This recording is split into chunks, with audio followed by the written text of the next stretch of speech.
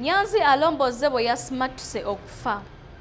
Fred Nyanzi owa Nuupu avuddeyo gy'abadde yeekukumye n'alomboja engeri gy'awonye abasajja bagamba nti babadde bamulumbye okumutwala kyokka n'ababulako ne batwala mutabani we era kati tebamanyi mayitire ge. Nyanzi nga ye mukulu wa Robert Kyagulanyi Ssentamu eyakazibwako erya Bobi Wine eggulo yatuuzizza olukiiko lw'abannamawulire mu maka ge agasangibwa ekikaaya mu ggombolola y'e Kawempe n'annyonnyola engeri abasajja gye baamunoonyaamu.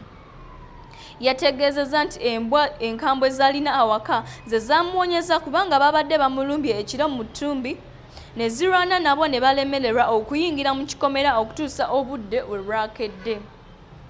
Nyanzi nga mu kiseera kino atunka ne mubaka Muhammad Nsereko owa Kampala Central mu kkooti ku musango gwe yawaaba nti bamubba obululu, yategeezza nti ku ssaawa 12 ez'okumakya nga busaasaana yagguddewo n'alaba abasajja 3 nga bayimiridde ku geeti munda mu kikomera.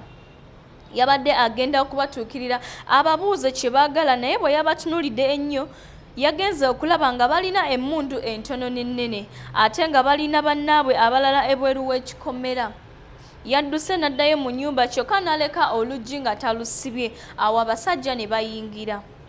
Marjorie Nyanzi Katumba mukyala wa Nyanzi abadde nebba mu lukiiko ng'alina abamu ku bawagizi b'ekibiina kya Nuupu yagambye nti entiisa gye bayiseemu ku makya ga Sande nga balumbiddwa nti yabadde y'amaanyi. Baasabye omwana Mugisha eyakwatiddwa ayimbulwe awatali kakwakkulizo konna.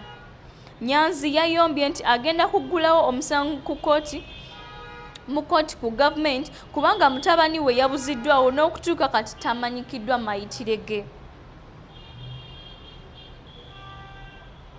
Omwana ono Nyanzi yamulabirira wadde nga si yamuzaala era nga kati ali mu myaka 15. Nyanzi yakunkumalidde ku poliisi okugaana okumuyamba nga mukyala we agenze okuggulawo omusango ku poliisi ya Kira Road era mu kifo ky'omubaako okuzuula abatutte omwana abagezezzaako okuggalira omukazi. Kigambibwa nti omwana yakwatiddwa abasirikale wabula waakuumirwa tewamanyiddwa. Omumyuka w'omwogezi wa poliisi mu Kampala n'emirwano Luke Obwesirije yagambye nti tebamanyi kituufu ku by'omwana Mugisha ayogerwako. Kyokka n'akakasa nti poliisi tennakola kikwekweto kyonna mu maka ga Nyanzi era n'awa Nyanzi amagezi okugenda ku poliisi aggulewo fayiro kiyambeko mu kunoonyereza. Kuliko nnyo abasasi baffe.